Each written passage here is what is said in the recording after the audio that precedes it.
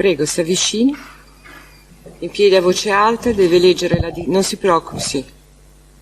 Deve leggere la dichiarazione. Allora, un momento, ci sono i giornalisti in aula.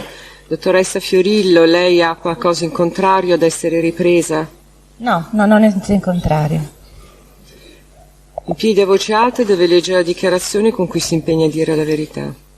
Consapevole della responsabilità morale e giuridica che assumo con la mia deposizione, mi impegno a dire tutta la verità e a non nascondere nulla di quanto è mia conoscenza. Si accomodi. Grazie. Dà le sue generalità al cancelliere. Mi chiamo Anna Maria Fiorillo. In servizio presso la Procura della Repubblica. Sono pubblico ministero, sostituto procuratore della Repubblica, presso il Tribunale per i minorenni di Milano. Dottoressa, l'abbiamo mandata a chiamare perché avremmo bisogno di sapere da lei che cosa è successo la notte del 27-28 maggio per quanto la riguarda. Cioè se ha un ricordo preciso dei colloqui da lei avuti con personale della Questura di Milano. La notte del 27 maggio io svolgevo le funzioni di pubblico ministero di turno di reperibilità e in sostituzione della mia collega Gravagnola. Prima di raccontare che cosa successe quella sera del 27 maggio e poi anche durante la notte del 28 maggio, vorrei precisare che questo è stato l'unico segmento di attività che io ho svolto in relazione alla vicenda che riguarda la minore El Marouk Karima. Si tratta di un'attività meramente verbale, orale, che si sostanzia in queste conversazioni telefoniche avute con gli operanti, in quanto poi io non ho più avuto visione degli atti in cui questa mia attività è stata in qualche modo incorporata. Questi atti delle relazioni di servizio pervennero presso l'ufficio della Procura dei minorenni molto dopo, in particolare nel mese di giugno, il 14 giugno, con una segnalazione che riguardava la minore e io non ne presi visione. Più tardi, in data 25 giugno, pervenne una comunicazione di notizia di reato dell'anticrimine che conteneva anche una querela presentata nei confronti della minore e anche di questa comunicazione di notizia di reato io non presi mai visione. Non mi sono mai occupata dei procedimenti che riguardano la minore, né il procedimento civile amministrativo, a seguito di che il Tribunale decise l'affido ai servizi e il collocamento in comunità, né il procedimento penale incardinato sulla querela presentata nei confronti della minore. Dunque la mia attività si sostanziò nel rispondere al telefono agli operanti e nel dare delle disposizioni. Questo nell'esercizio della funzione di controllo di legalità e di direzione della polizia giudiziaria che compete al pubblico ministero in queste situazioni. Ebbi numerose telefonate, forse a mia memoria più di quelle che in effetti poi sono state documentate, sicuramente non meno di 4. Queste telefonate furono con diversi interlocutori. Di queste telefonate io ho viva memoria della prima telefonata con l'assistente Cafaro della Monforte Bis, volante Monforte Bis, e delle telefonate, una in particolare, con una commissaria Iafrate. La prima telefonata mi giunse mentre io ero a casa di mia madre, quindi l'orario era compreso tra le 7 della sera e le 9:30, sempre postmeridiane. Questo perché quando torno dall'ufficio, io sono pendolare, abito a Gallarate, vado a trovare mia madre, quindi mi ricordo perfettamente di questa prima telefonata ricevuta a casa di mia madre.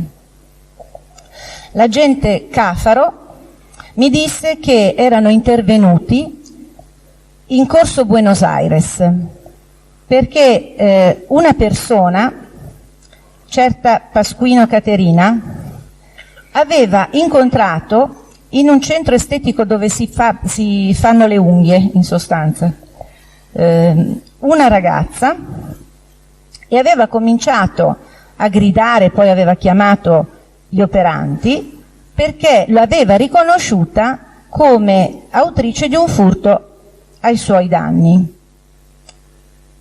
E la gente, diciamo con parole anche un po' disorganizzate, se mi si permette questa valutazione, nel senso che facevo un po' difficoltà io a interromperlo, comunque mi spiegò che si trattava di un furto di denaro e che le due ragazze, anzi mi disse 3 ragazze, poi però si soffermò su 2. Una era maggiorenne e sosteneva di essere stata derubata, l'altra era minorenne ed era indicata come l'autrice del furto. Mi disse che, secondo il racconto raccolto nell'immediatezza, c'erano sostanzialmente 2 versioni. La persona derubata sosteneva di aver incontrato la ragazza minorenne in una discoteca, che poi, siccome si era fatto tardi, la ragazza era stata ospitata a casa sua e che poi al mattino questa ragazza se n'era andata portando via i soldi. Io chiesi: ma quanti soldi? Lo chiesi nel corso della telefonata, non subito. 3.000 euro. 3.000 euro. Allora, l'altra versione era quella della ragazza minorenne e l'agente Cafaro sembrava, diciamo, sostenere questa versione. Gli sembrava, mi palesò questo suo convincimento che era più convincente la versione della ragazza più giovane. Questa diceva che invece era lì da diverso tempo, lì intendo a casa della maggiorenne, era lì da un bel po', da quando era arrivata a Milano, e siccome era ospite pagava un affitto, però sostanzialmente c'erano stati dei dissensi e quindi a un certo punto aveva pensato bene di andarsene. E io allora gli dissi: scusi, ma provi a chiedere alla ragazza ma con quali soldi pagava l'affitto? Perché poi l'agente Cafaro, devo dire, sempre nel contesto di questa sua un po' disorganizzata esposizione, mi aveva anche spiegato che questa ragazza era scappata da una comunità siciliana mi condiva il discorso con però persone molto, gli operatori sociali e il responsabile della comunità sono stati indicati dalla ragazza come persone molto diciamo molto precise, diligenti nello svolgere il loro compito, quindi mi aveva sottolineato questa sua provenienza dalla comunità siciliana. Quindi io dissi: ma allora come fa questa ragazza a mantenersi, a pagare un affitto così salato, visto che questi soldi erano quelli dell'affitto? E lui in diretta lo chiese alla ragazza, la ragazza era lì, e disse quindi mi rispose l'agente Cafaro: sì, dice che fa la danza del ventre a San Siro. E io chiesi: ma con questa altra ragazza come mai viveva? Qual era la ragione di questa convivenza? Chiesi anche se avessero avuto una relazione e mi disse che non era così, che era una mera ospitalità, proprio perché era scappata dalla comunità e quindi una volta arrivata a Milano aveva trovato posto in questa casa. Io sentii subito che questa ragazza era, diciamo, una ragazza che svolgeva evidentemente sospettai che svolgesse un'attività di prostituzione, lo sospettai, e quindi diedi subito le mie disposizioni che riguardano il collocamento in comunità. Dissi che la ragazza doveva essere messa in una comunità che naturalmente avrebbe dovuto essere prima fotosegnalata, perché questo per me era un intervento che iniziava come intervento di tipo penale, non era ben chiaro se si trattasse di un reato appena commesso o commesso precedentemente. Le cose si svelavano man mano che l'agente Cafaro parlava, però certamente era necessario far luce su questi comportamenti che avevano un rilievo penale. Le spiegai quindi chiaramente che si trattava di indiziata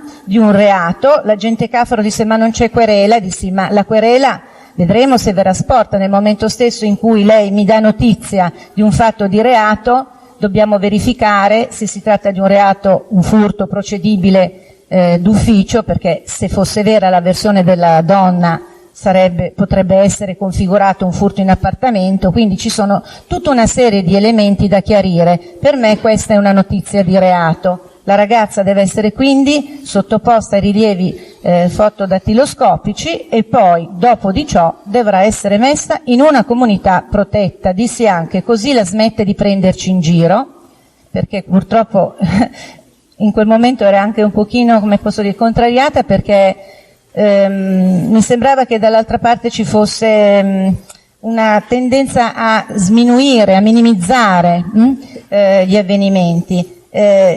E dissi anche che se la ragazza, che era quasi maggiorenne, perché mi venne detto che si chiamava El Marug Karima ed era nata nel 92, novembre del 92, se questa ragazza è quasi maggiorenne, ha tutta la convenienza a inserirsi in un progetto di recupero. Nell'ambito di un procedimento amministrativo le potrà anche essere concesso un permesso di soggiorno e quindi diciamo che la sua vita si può aprire a nuove occasioni a nuove occasioni e stili di vita. Quindi la conversazione terminò. Poi, tornata a casa, quindi ormai era tardi, stavo per andare a dormire, quindi saranno state le 11, 11 e mezza più o meno, ricevetti un'altra telefonata e questo era un diverso interlocutore. Mi sembra che si chiamasse Landolfi, e questi mi disse, telefonava dalla questura, dall'ufficio prevenzione generale, mi disse: dottoressa, guardi che non ci sono posti in comunità, abbiamo fatto un sacco di telefonate ma non salta fuori proprio nulla per questa ragazza. E io dissi che non era possibile perché avevo l'elenco delle comunità di pronto intervento e suggerì che mi sembra anche una comunità che viene utilizzata molto di frequente, che è la Zattera.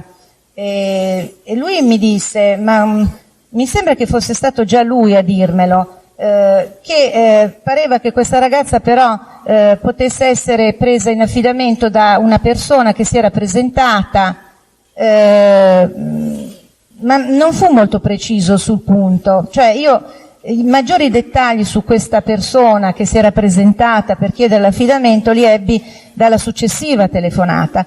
Di questa che io ebbi con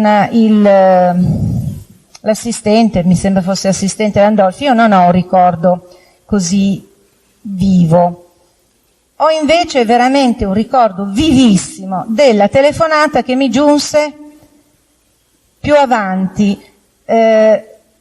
Mi ricordo che ero già a letto, quindi penso che sia stato intorno a mezzanotte, dopo mezzanotte, mezzanotte e mezza, insomma, dopo la mezzanotte.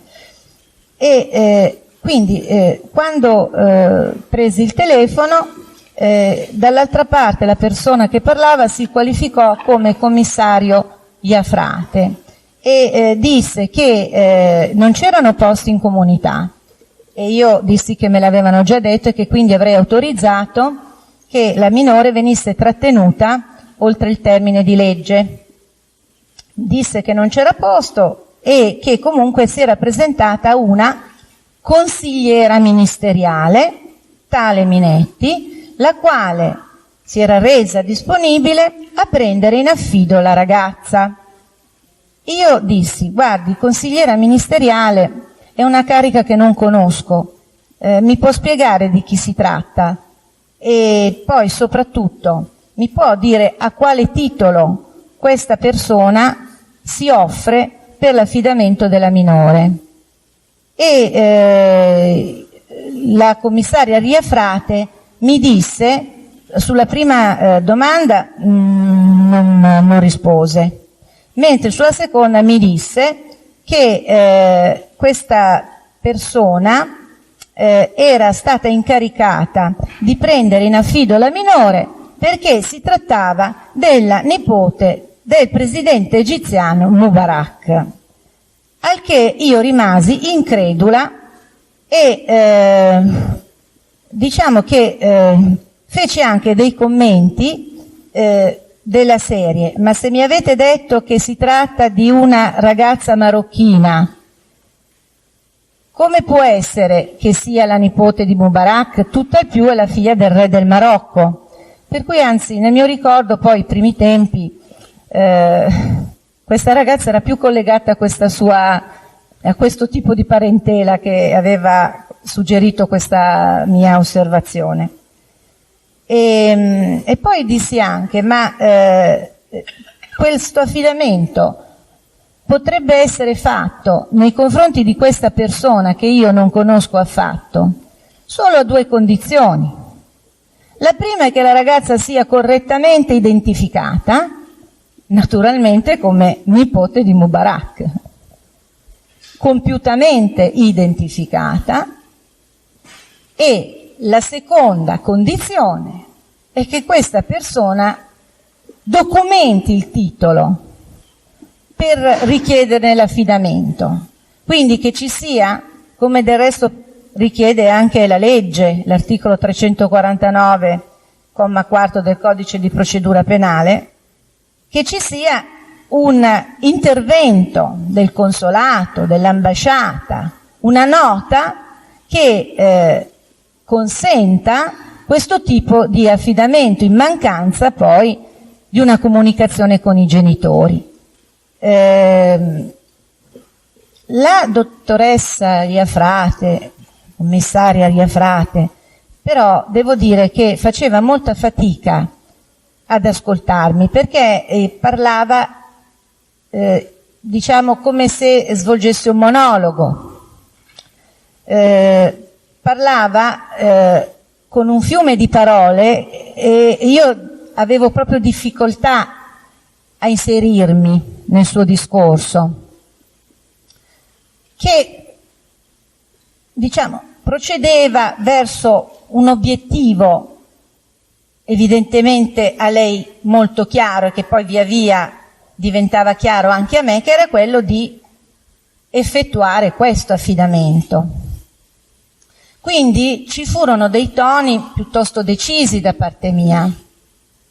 Io le dissi che non mi interessava se questa persona che si era presentata svolgesse un incarico pubblico, perché comunque sia questa ragazza era una minorenne e si trovava non soltanto in una condizione di rilevanza penale, ma anche in una condizione di difficoltà. Quindi diciamo che le dissi anche a un certo punto che quello che io avevo detto l'avevo detto, lei l'aveva compreso, e se non intendeva comprendere se ne sarebbe assunta ogni responsabilità. La telefonata finì così, diciamo, in questo modo. Io dopo faticai veramente ad addormentarmi, perché insomma era stata una telefonata molto particolare, indimenticabile. Sono 10 anni che svolgo questo lavoro, non mi era mai successo, quindi soprattutto di trovare dall'altra parte una persona che non voleva ascoltare. E dopo un po' fui svegliata da un'altra telefonata, che fu l'ultima, mi sembra. Mi pare che fosse l'ultima.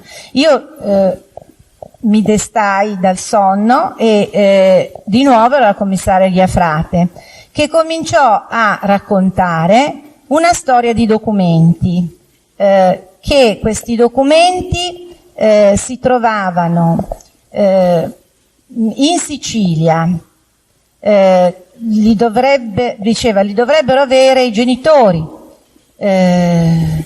e però i genitori non sono ancora, non sono stati ancora contattati direttamente, ma provvederemo a contattarli. Nel frattempo, mi diceva la mia interlocutrice, abbiamo preso contatti con la comunità.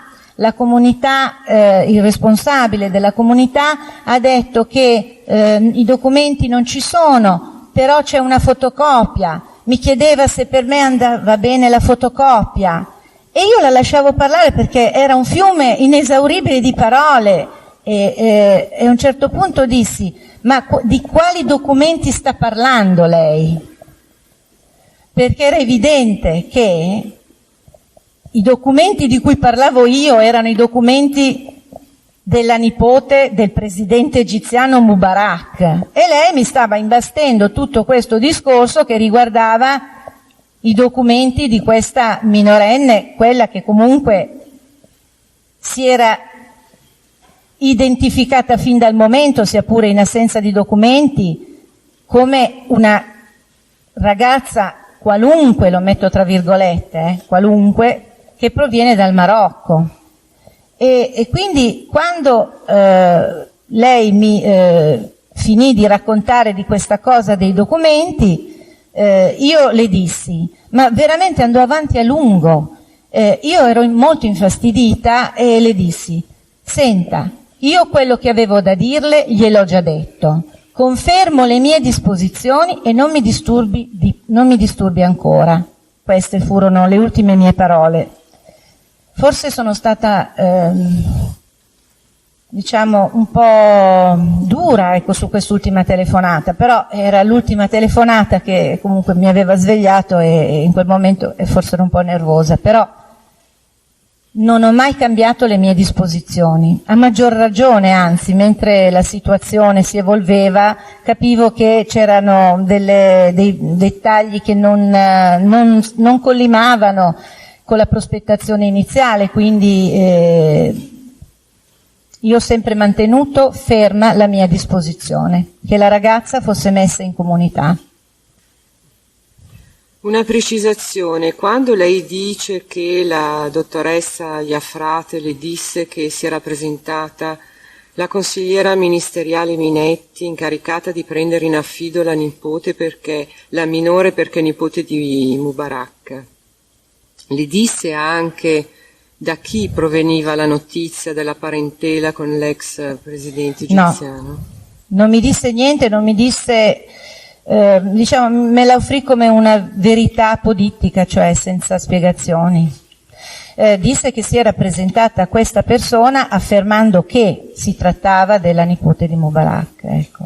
Quindi lei capì che fu la consigliera ministeriale Minetti a presentarsi dicendo: sono qui per prendere in affido la nipote di Mubarak. Allora le parole esatte furono queste: si è presentata qui la consigliera Minetti eccetera eccetera, e quando le chiesi a che titolo mi rispose: si è presentata perché la minore è la nipote del presidente Mubarak. Sono io che adesso le sto dicendo che al momento compresi che fosse stata la signora Minetti a raccontare questo fatto, però ecco, le parole esatte furono queste: si è presentata perché la ragazza è la nipote del presidente egiziano Mubarak.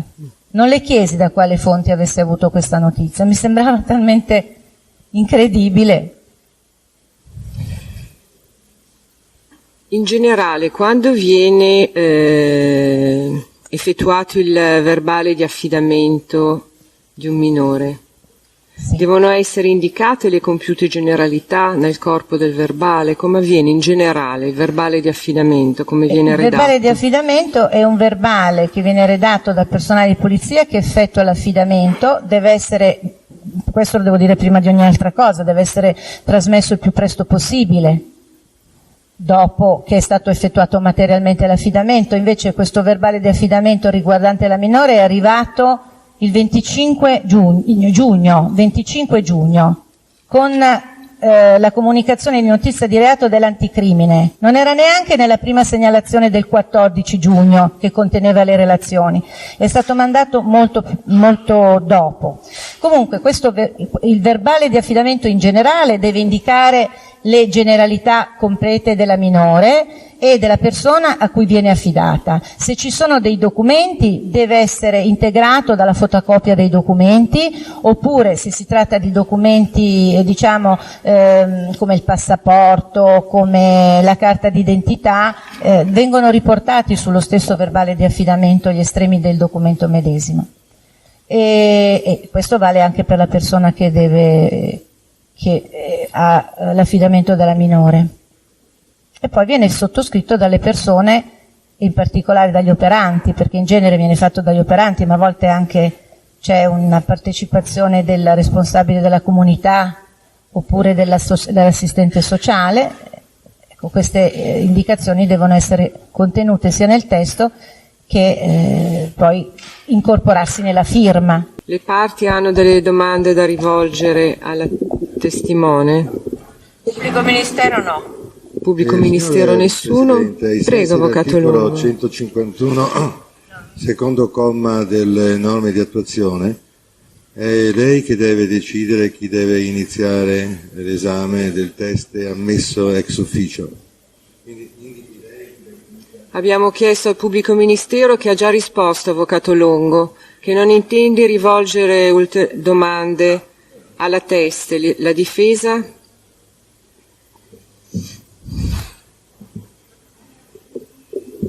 Poche domande, buongiorno. Avvocato Longo. Lei fece una relazione datata in atti il 29 ottobre 2010 al procuratore della Repubblica, dottoressa Monica Frediani, se lo ricorda? Certo. Certo.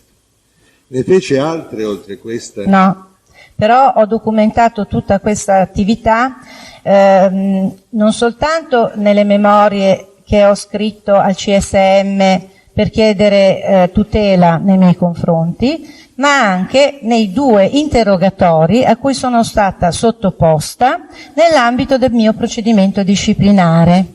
Quindi queste dichiarazioni sono acquisibili, sono atti... Non sappiamo nulla del suo procedimento disciplinare. Davvero? No, allora glielo dico io, ho avuto un procedimento disciplinare, perché vede, quella relazione che lei adesso sta considerando è stata da me svolta dopo molto tempo rispetto ai fatti. La data... 29 ottobre, ecco. sì. Infatti per tutto quel periodo non successe nulla. Cioè io non ebbi conoscenza di queste relazioni, come ho già specificato, e a un certo punto però si scatenò un evento mediatico. Tutti volevano sapere se era vero che questa minore fosse stata affidata alla Minetti a seguito di una disposizione del pubblico ministero minorile. Quindi diciamo che dopo quella mia relazione ci fu un grande interesse dei mezzi di comunicazione e io per alcuni giorni non rilasciai nessun tipo di dichiarazione, però poi avvenne che il ministro Maroni andò in Parlamento e, come tutti ricordano, espose la versione della polizia, cioè disse che tutto si era svolto regolarmente secondo le dichiarazioni e le indicazioni del magistrato. Quindi io ho detto ai giornalisti, ed è stata una mia iniziativa, che questo non era vero, e questa mia iniziativa è stata ritenuta censurabile dal CSM e quindi ho un procedimento disciplinare per questo. Sì. Mi scusi però, la Sì. domanda, lei non pensò dopo che si scatenò il momento mediatico, invece di parlare con la stampa o oltre che parlare con la stampa, di fare altra più dettagliata relazione? Infatti, la prima cosa che ho fatto è stata quella di chiedere un procedimento a tutela. Ho scritto subito al CSM. L'annuncio che ho fatto ai giornalisti riguardava questa mia richiesta di intervento a tutela. Quello che ho detto ai giornalisti è che avevo avanzato un'istanza a mia tutela al CSM. Questa è la dichiarazione che svolsi, e per questo ho avuto il procedimento disciplinare. C'è chiaro, no, ma siccome questa relazione del 29 ottobre 2010 era indirizzata al procuratore della Repubblica, la dottoressa Monica Frediani, di cui lei era un sostituto, sì. Lei non pensò invece di fare altra relazione? Io feci quello che mi veniva chiesto. Vi ha chiesto da chi? Dal mio capo. Il suo capo chi era? La dottoressa Monica Frediani. Mi ha chiesto una relazione e io ho svolto la relazione, non me ne chiese altre, Questa quindi non ne fece. 29-10. Sì. E lei non pensò di, siccome quello che lei disse alla stampa, noi non lo sappiamo, di integrare in un'altra relazione alla dottoressa Frediani? Ma la dottoressa Frediani non mi chiese di integrare alcunché. Va bene, la ringrazio, è tutto su questo punto. Prego. Ma questa relazione, tanto per capirci, questa relazione era stata chiesta dalla dottoressa Frediani, quella delle 29-10? Sì, perché come ho detto si scatenò una serie di richieste, molti volevano sapere. Scusa dottoressa, qualche Sì. piccola precisazione. Lei ha detto di aver chiesto anche una pratica a tutela. Sì. Una pratica a tutela per quale ragione?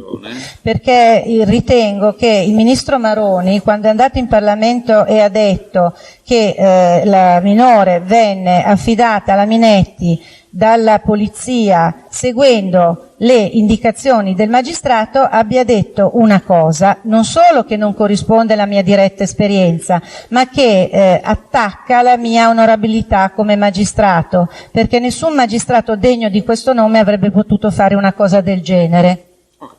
Senta, e come si è concluso, se si è concluso questo provvedimento, questa sua richiesta di tutela al CSM? Con una decisione salomonica, nel senso che è stato, sì, veramente, è stato dichiarato che i fatti di quella, che riguardano quella vicenda verranno chiariti in altra sede, cioè questa, e che il ministro Maroni non aveva nessuna intenzione di offendermi.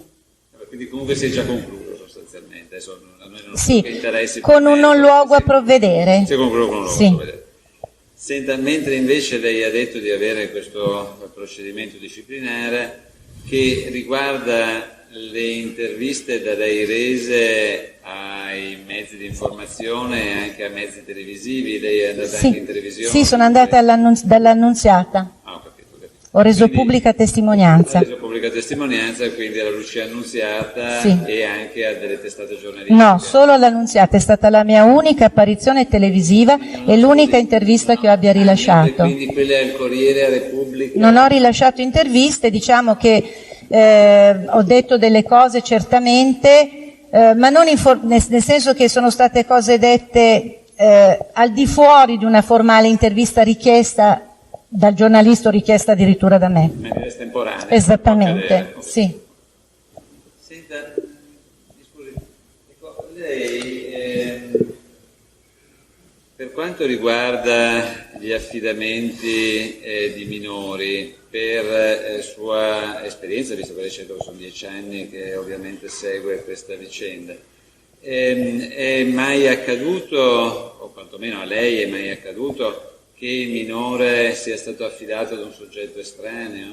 Rarissimamente, perché è sconsigliato. Esiste anche un protocollo che è stato stilato tra la procura ordinaria, la procura minorile, i servizi, che diciamo, per quanto riguarda i fatti di maltrattamento ed abuso, assolutamente non dico che lo sconsiglia, ma lo esclude. Poi ecco, questo sono aspetti. Ricordiamoci che questa minore per me era sospettata di prostituzione, almeno da come mi si prospettava la vicenda. Stavo domandando in generale. No, quindi in generale le posso dire che è rarissimo. Possiamo fare una percentuale guardi, la invento io in questo momento, il 2%. 2%.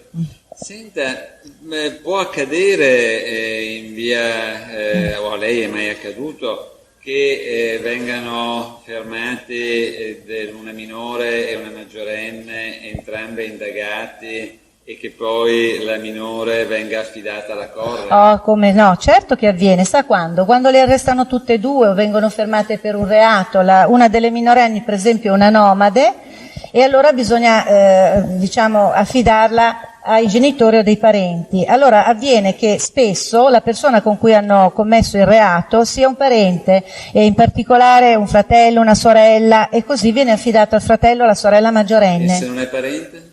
Se non è parente è molto raro questo. A me non è mai capitato. Non l'è mai capitato? No, a me no.